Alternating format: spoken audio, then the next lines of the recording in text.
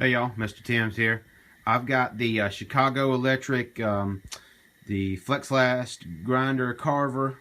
Got it from Harbor Freight here. Just give you a quick little demonstration review on it. I've had this for about 6 months. It's done well for me for what I want to do. Here's the unit hanging up. That's your motor here. Just show you what I've done. I've got it hanging up here so I can have it out of the way.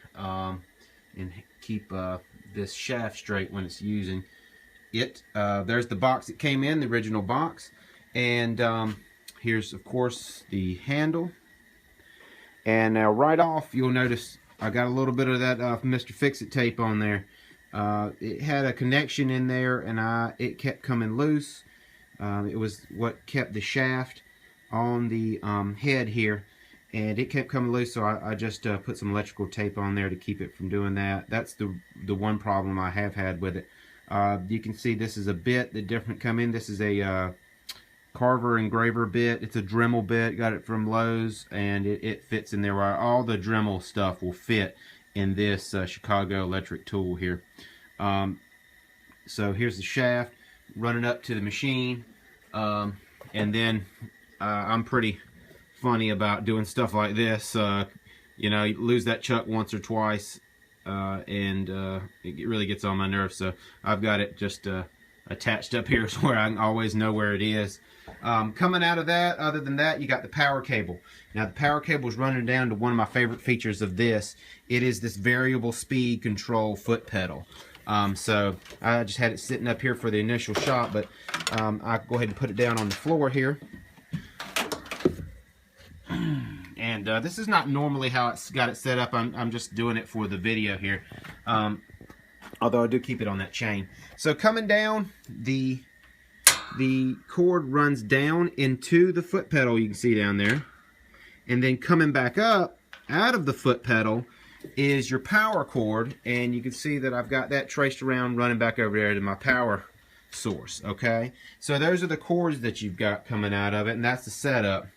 Now that's pretty much what comes in the box. It doesn't really come with any tools or anything. I bought a quick little kit from them that had some basic stuff. It was kind of cheap. I'll show you the kind of kit I got here. It was this kind of accessories kit. Comes with just a bunch of sanding discs, brushes, wheels, things like that. Cut off wheels if you need to cut off a screw or anything. Got those in there.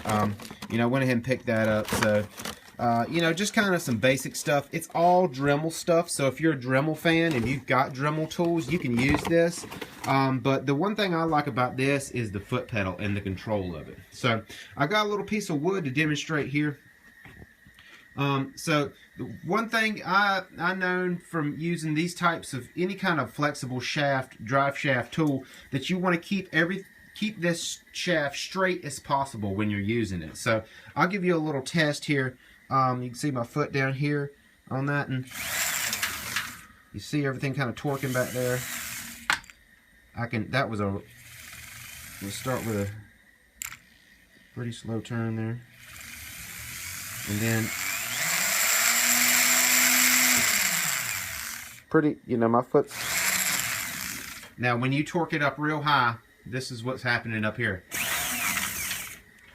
That's why you need that thing on a chain. That's why you need it upright. You know, maybe if you had it on a hook, it would be okay. But I want some of that torque absorbed, so it's not really beating and banging on stuff. So you can see my my chuck up there winding around in it. That's no big deal. This is of course coming down, but I'm going to keep this straight. If you kink this or curve it like that, it's going to bind up. It could possibly hurt that shaft. So it's a pretty firm, this is a pretty firm tube in here, but you want to keep this as straight as you can because it'll keep your RPMs up. Now, I'll show you the head up here. It's just like any kind of drill. You're going to use that chuck and clamp down on anything. I think, what is it, the 5/32 chuck capacity. So like I said, you know, your small drill bits and pretty much your Dremel tool stuff. So you know, I'll show you how it works here. You're just going to hold this like this. It's a lot more comfortable to hold this The shaft is, you know, heavy, but it's hanging, so it's not really heavy for me to hold here. And then I'm going to come back down. You can see my foot sliding in on the pedal there. And I'm going to try to video, and this is not going to be good, but I'll try to...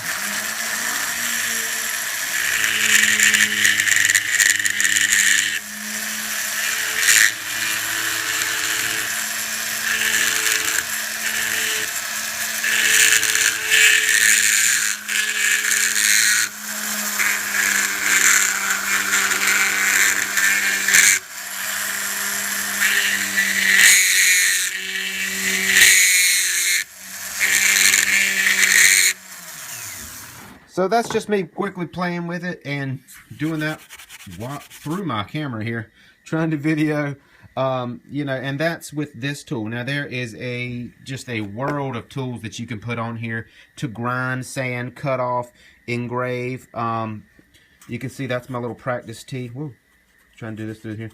That's my little practice tee. I like this tool. It's sort of, I can start off slow.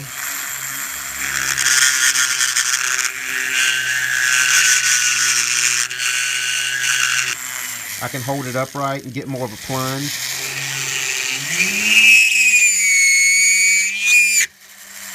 See that kind of a plunge down in there. All sorts of different ways that you can use this here. But I keep this grinder, this tool pretty much in here loaded all the time.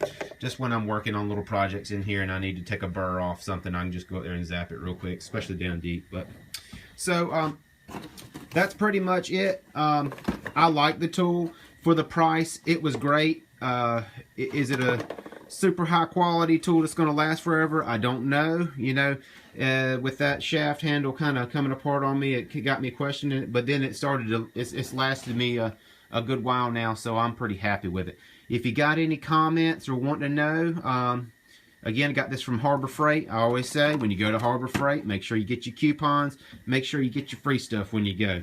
If you look on Retail Me Not or any of the websites that do the coupons, they'll be able to hook you up, get your free stuff, and go into Harbor Freight. Got any questions? Give me a holler. Thank y'all.